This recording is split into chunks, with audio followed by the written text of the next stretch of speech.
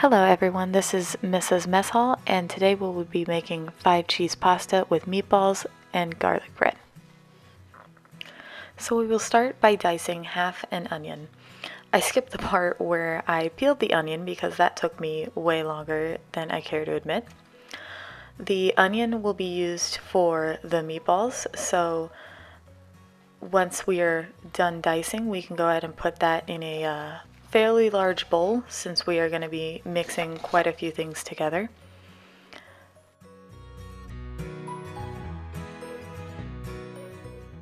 Now we are going to mince 6 cloves of garlic.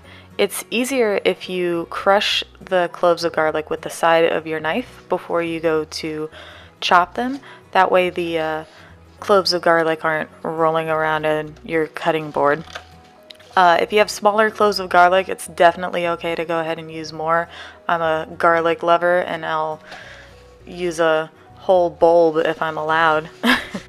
So half of our garlic will go into our bowl with our meatballs, along with 1 pound of Italian sausage, 1 pound of ground beef, 1 cup of breadcrumbs, a cup of Parmesan cheese, an egg, 1/4 cup of warm water, along with some Italian seasoning, salt, and pepper.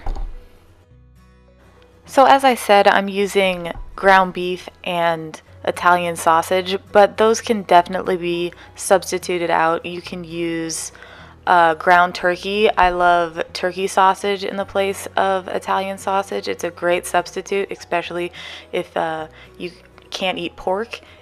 We want to avoid over-mixing our meatballs. Over-mixing makes the meatballs become very tough and not as juicy.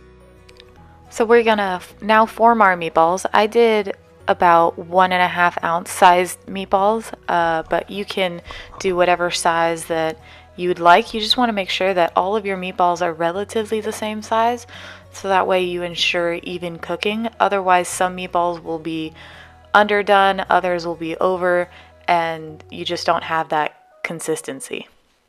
Now we are going to sear the meatballs about 1 minute on each side.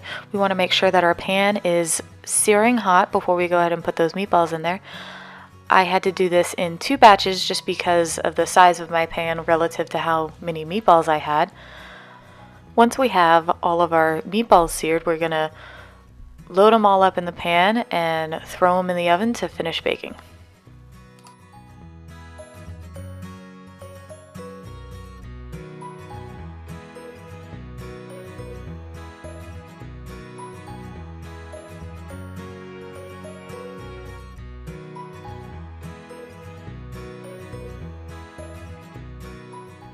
Now it's time for our pasta. You want to make sure you have your water at a roiling boil.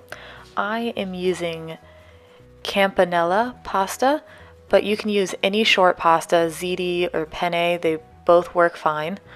This just happens to be one of my favorites.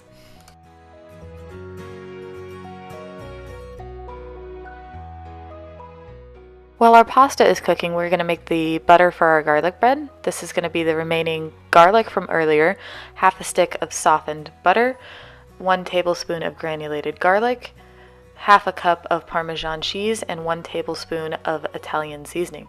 You're just going to mix that all together until it's pretty well blended and smooth. And then we are going to go ahead and start cutting our bread. I used a loaf of Italian bread and just cutting it lengthwise. However, I did end up with a long piece of just bottom bread after, so you may want to cut it in half and then cut it lengthwise.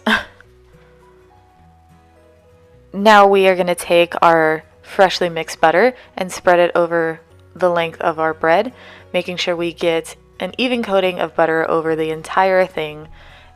And we are going to pop it in the oven and toast until golden brown. This took about 5 minutes.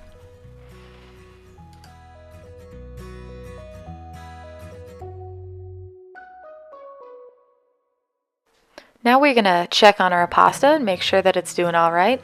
It looks to be done, so we're going to go ahead and drain all the excess water and put it in a baking dish and coat with oil and stir thoroughly so it will not stick. Now in the same pot, we are going to melt half a stick of butter. And once all the butter is melted, we're going to add half a can of crushed tomatoes and blend with the butter. Saute a little until you really get that tomato fragrance. Once the tomatoes are bubbling a little, we're going to add some granulated garlic and some Italian seasoning. Once that's all mixed together, we're going to add 1/4 cup of flour. The flour combines with the butter, and this is what's going to thicken our sauce later.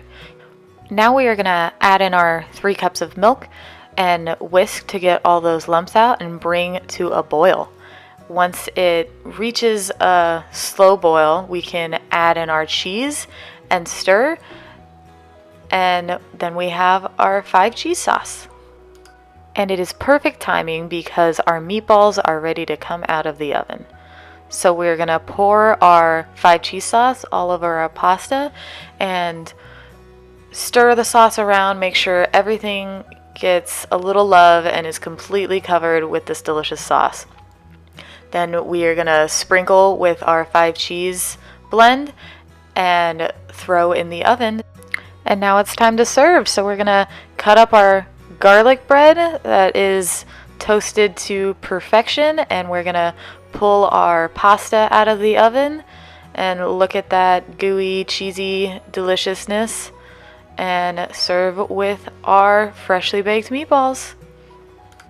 So if you like this video, please hit the like button and subscribe to my channel. Thanks, and I'll see you guys again next week.